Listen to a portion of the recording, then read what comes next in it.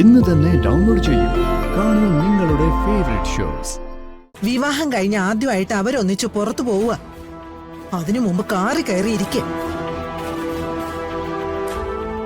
കൽപ്പന ഇങ്ങോട്ട് ഇറങ്ങിയേ. തനിക്ക് ഹോസ്പിറ്റലിൽ പോണെങ്കിൽ ഞാൻ വേറെ വണ്ടി വിളിക്കാം. വണ്ടി വിളിക്കുകയും വേണ്ട, ഹോസ്പിറ്റലിൽ പോവുകയും വേണ്ട.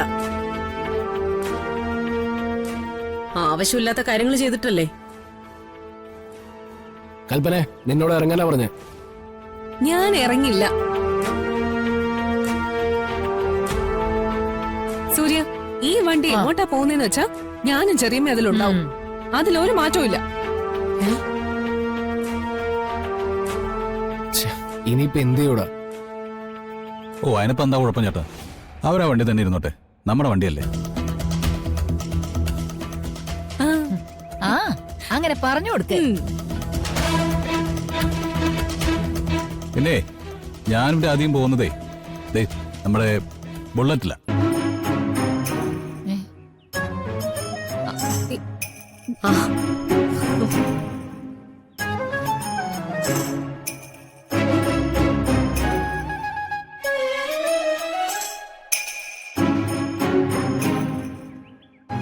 അത് ഞങ്ങൾ ആദ്യമേ തീരുമാനിച്ചതാ.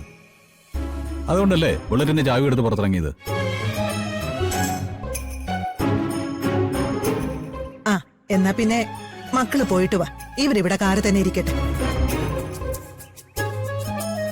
ചെറിയമ്മേ, ഏട്ടത്തി, അപ്പോ ഞങ്ങള് പോയിട്ട് വരാം.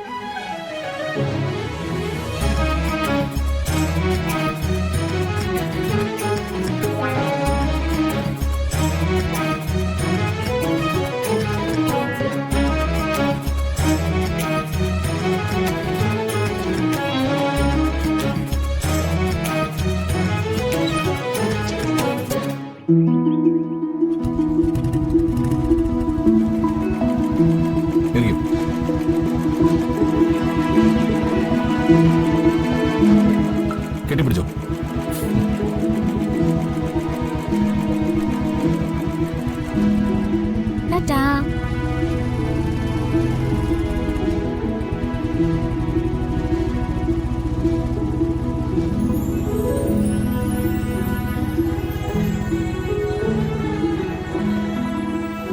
കൽപ്പന, ഞാനേ ചാവി എടുത്തോണ്ട് വരാം. നിങ്ങൾ എന്തായാലും ഹോസ്പിറ്റലിൽ പോയിട്ട് തിരിച്ചു വന്നാൽ മതി. അല്ല, ഇത്ര പെട്ടെന്ന് നിങ്ങളുടെ ചൊറിച്ചിൽ മാറിയോ? കഷ്ടം. രണ്ടുപേരും ഇതുകൊണ്ടൊന്നും നിർത്താൻ ഭാവമില്ലല്ലോ.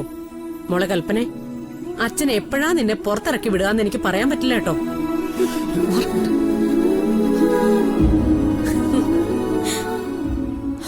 അല്ല പത്മിനി, ഞാൻ ആലോചിക്കുന്നത് എന്താന്നറിയോ?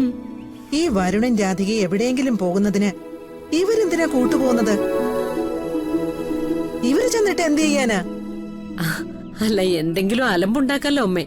നാട്ടുകാരുടെ മുമ്പിലാവുമ്പോ ഒന്നും കൂടി സുഖമല്ലേ. എന്തായാലും വരുണിന്റെ തീരുമാനം കലക്കി. അവനത് നേരത്തെ മനസ്സിലായിട്ടുണ്ടെന്നാ തോന്നുന്നത്. ഉണ്ടോ? അവനത് മനസ്സിലാക്കിയിട്ടുണ്ടെങ്കിലേ ചാരപ്രവൃത്തി നടത്തിയത് ഈ മുത്തശ്ശി തന്നെ ആയിരിക്കും. ഒന്ന് പോടാ അവിടെ. വാ